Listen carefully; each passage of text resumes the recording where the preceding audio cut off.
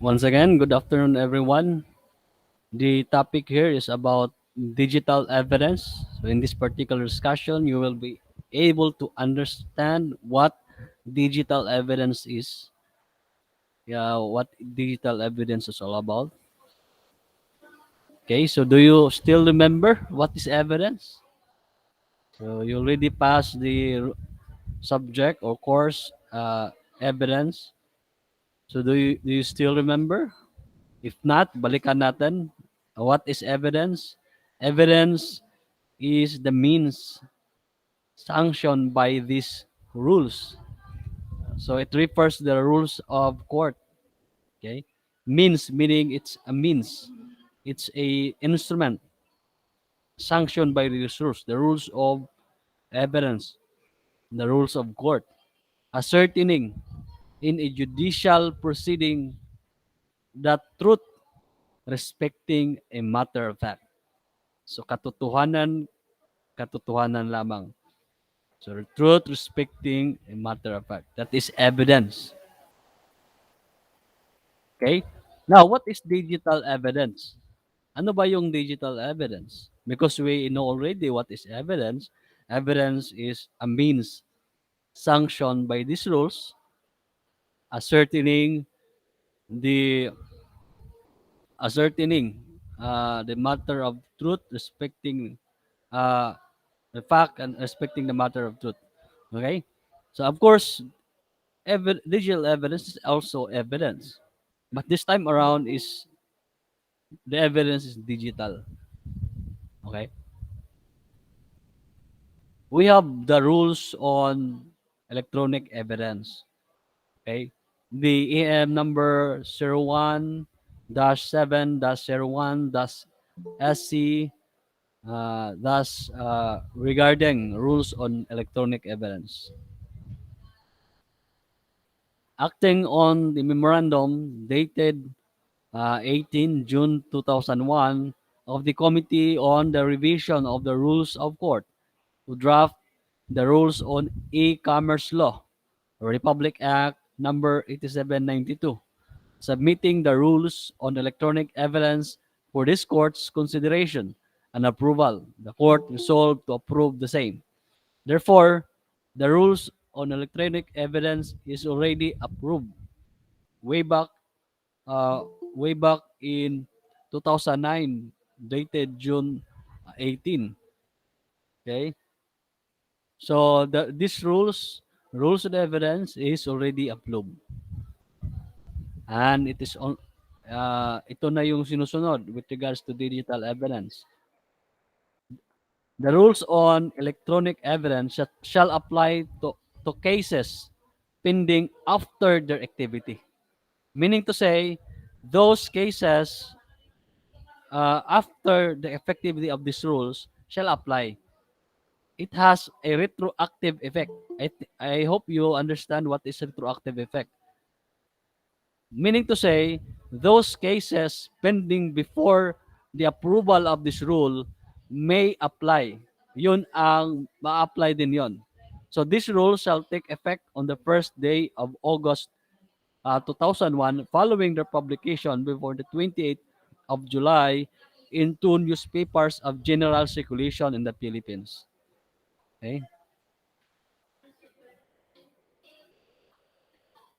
Okay, so a little bit, uh,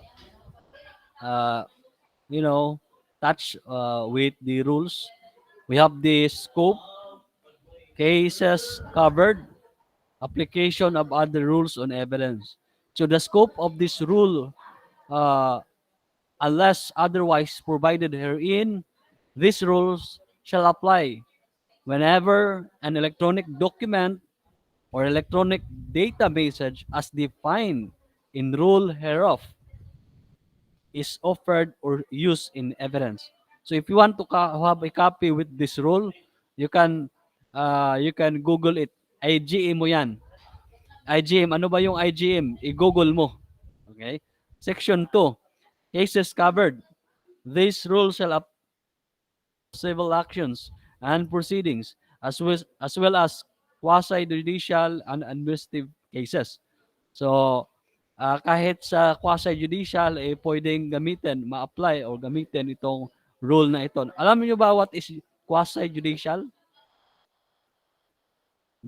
These are agencies or departments of the government that has judicial function other than the RTC, other than the Court of the Philippines, the RTC, the Supreme Court, the Court of Appeals, etc. Okay, like for example, the example lang ha para maintindihan natin yung quasi-judicial function or quasi-judicial is yung the Commission on Election. Okay? So Commission on Election during election, they have they are the one enforcing the liquor ban, the election laws. Wherein sila din ang nag nagde-decide whether or not the violator is guilty or not. Therefore, they have the quasi-judicial function. Yan ang tawag quasi-judicial. Pag sinabing quasi, it seems, it seems, parang court siya. Pero hindi siya court, mukhang court lang. It seems like a court. That's why quasi-judicial. Quasi means it seems. Parang, in Tagalog parang, pero hindi talaga siya ganon. Okay? Parang lang. It seems. And administrative cases. So mga admin function like those termination of the license, for example, if particular professional uh, violated the code of ethics, yan. Administrative cases, tanggal dyan. Pwede tanggalin yung isang professional, isang police, isang government official, administrative cases, tanggal sa trabaho. Okay? Yan. Section 3, so yan ang covered ha. So, apply to all civil actions and proceeding. Pwede din sa quasi-judicial and administrative cases. With regards to electronic evidence rule. So, we have Section 3, the application of other rules and evidence. Okay? In all matters not specifically covered by these rules, the rules of court and pertinent provisions of statutes containing rules on evidence shall apply. Ibig sabihin, yung mga rules na hindi covered under this rule, the electronic rules of evidence, yung rules of court, which is the rule of evidence, yun ang mag-a-apply. Pwedeng ma-apply yan. Or other law that has rules on evidence, pwedeng gamitin yan as long as that particular issue is not covered within this particular rules on evidence. Okay, so we have burden of proving authenticity. Okay, the person seeking to introduce an electronic document in any legal proceeding, burden of proving its authenticity in the manner provided in this rule. So, parang burden of proof yan. That's a burden of proof. So, in burden of proof, the prosecution has the burden of proving that the person that the accused is guilty beyond reasonable doubt. Same same means same dito sa rule on evidence. Meaning to say, if we want to prove that the authenticity of a particular document, electronic document or electronic message to to be true, you have the burden.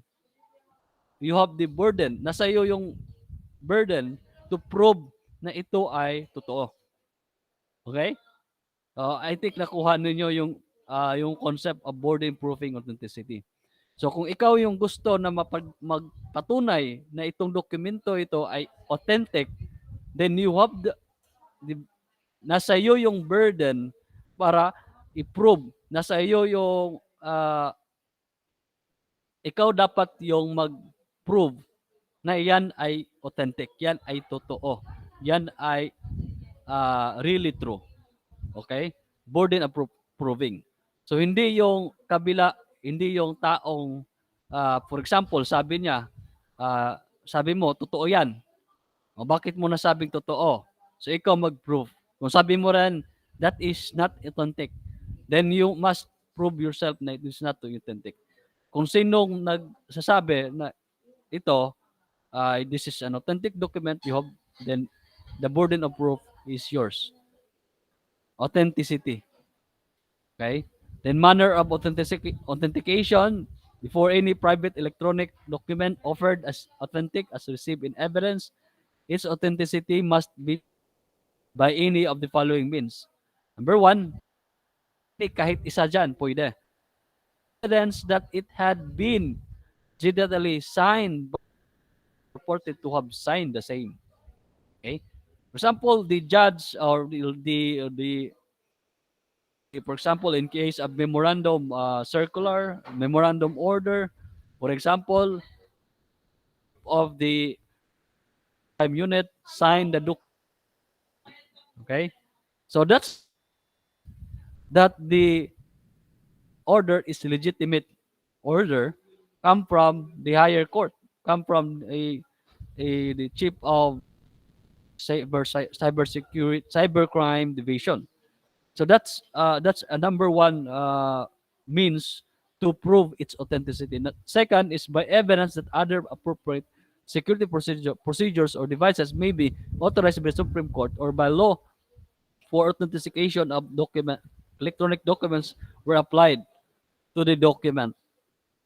Okay, so you can have a expert or forensic expert to justify to say whether or not that the document is really true, that the signature is really come from the owner.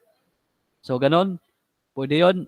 Then the third one is by other evidence showing its integrity and reliability to the secretary of the church. So any evidence na pwede mong gamitin to show its integrity and reliability. Of course, dapat masatisfy mo na sa judge na yan ay authentic. Okay, again, if you want to prove the authenticity of a particular document or electronic data message or electronic document, ikaw yung dapat ikaw yung mag-prove, you have the burden of proving that the authenticity. So paano i-prove yung authenticity? May tatlong ways. Number one, that the person have signed the signature, siya nag-sign, the person purported to have signed the digital evidence. Then yan ay ebidensya. Like for example, para maintindihan yung payment ng rent, 'di ba nagbo-boarding house kayo. O for example, my payment slip, the payment slip or bill slip. Okay? So kung may ganon, tas yung may-ari nakapirma evidence. That's an evidence na ikaw ay bayad na. Okay? Naguha ninyo? So, pag may sign dyan ng may-ari ng rental property or ng boarding house or lodging house, ibig sabihin lang, bayad ka na. Kasi may signature. That's an evidence of proving authenticity. Or second, pwede ka mag-hire ng forensic expert para siya mag-examine niya yung ebidensya, yung electronic document na yan ay totoo. At siya din mag-testify na yan ay totoo based on his examination, the result. Okay? And third one is kahit anong ebidensya i-present mo sa judge, as long as masatisfy mo yung judge, ma-convince mo yung judge na yung evidence ay yung electronic document ay totoo, it is may integridad, may at reliable. Okay?